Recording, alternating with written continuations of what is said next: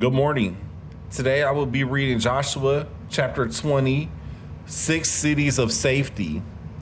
The Lord also spoke to Joshua, saying, speak to the children of Israel, saying, appoint for yourselves cities of refuge, of which I spoke to you through Moses, that the slayer who kills a person accidentally or unintentionally may flee there, and they shall be your refuge from the avenger of blood.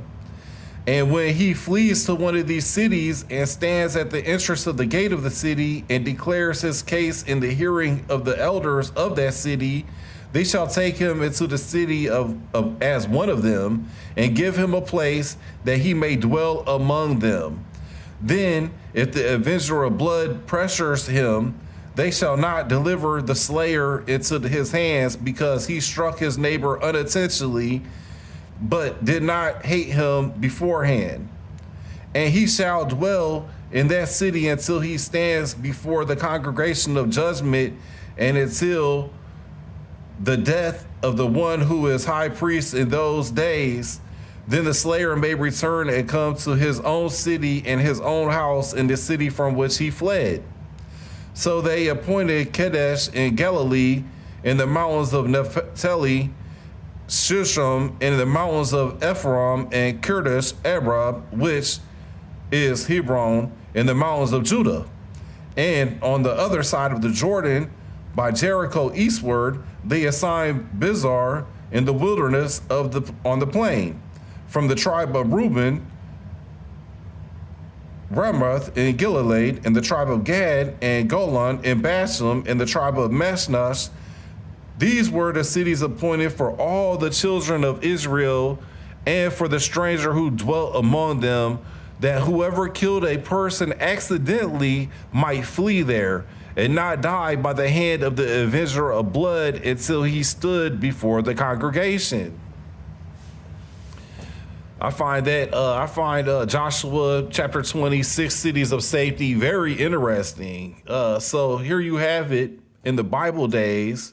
And you know what? It's probably I say the Bible days, but it's the culture and it's the area, because I bet you in Iraq, Iran, Israel, in this area, they probably have still to the similar laws today. The laws of other countries to this day and back in the Bible times is way different than the current American justice system. It's a way different, because today in America, if you accidentally kill someone, you'll probably go to prison for, 10, 20, 30, 40 years. Now, in these other countries, if you accidentally kill someone, they'll actually take you in. You talk to the priest, you tell them what happened, and then they'll give you a house.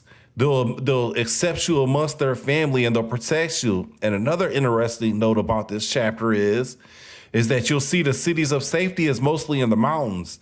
And in the Bible, several times, it says when you're in danger, head to the mountains, flee to the mountains. Whenever you're in danger, go to the mountains. There's safety in the mountains.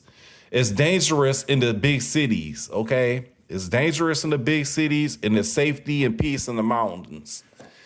I believe they kind of trick everybody to go to the cities, kind of, manipulate them through monetary gains and think, it's going to be more happiness in these cities. And then, but then you just die early from pollution, electricity, car pollution, all that other stuff, which you don't have that if you live in the mountains. So, anyhow, this chapter was super interesting. I really like this. Now, I've read this chapter probably multiple times, to say the least. I find this interesting from similar experiences that I went through. It's kind of really hit home for me personally, but it's nice to see how things was, and how if you accidentally, if it was something that happened, and, maybe somebody was trying to rape this guy's wife, or somebody was trying to break into his house, or just whatever may happen, and he had to kill the person.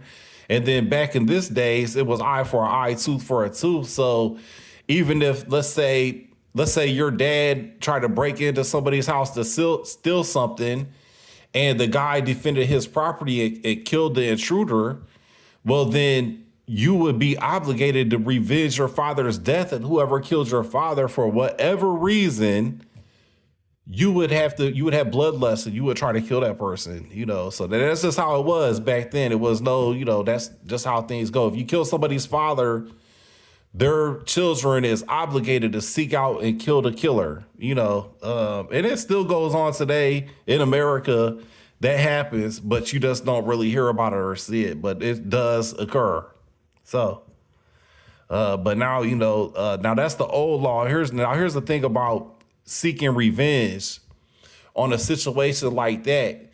So let's say, somebody kills your father and you go kill that person, and then their sons is going to try to kill you, and then it just goes on and on and on. It never stops. And the only thing is death. Now that's the old law, and the new law is forgiveness. Now, if somebody kills your father, you forgive that person. You love that person, because you want forgiveness. And a very interesting thing about that is, and this all comes down to basically hatred, right? So just imagine this. If you believe in God and you believe in heaven, but you really hate somebody, okay? You have hate in your heart for somebody, but that person asks for forgiveness and asks to be saved, and that person that you hate is in heaven. And you you go to heaven too, but it's hard to go to heaven with hate in your heart. You probably won't make it there, to be honest with you. Probably going somewhere else. If you have hate in your heart for somebody, you're probably not going to heaven, because they're not really going to accept that. So, but if you hate somebody and you call yourself a Christian, a person of God, even whatever it is, and you think you're going to heaven and you hate somebody and that person is in heaven when you get there, will you be able to forgive them? Will it be too late for forgiveness? That's a hard question. So if you have any hate in your heart, I pray that you ask to remove it. And if you just say a prayer, Lord God, please remove this hate from my heart. And you pray for that every day, and eventually you will not have that hate in your heart. Trust me, I know. So with that, I'll close with a prayer. Thank you, Lord Jesus Christ, for all you have done for me. Lord Jesus Christ, please forgive me for my sins as I have forgiven those who have sinned against me.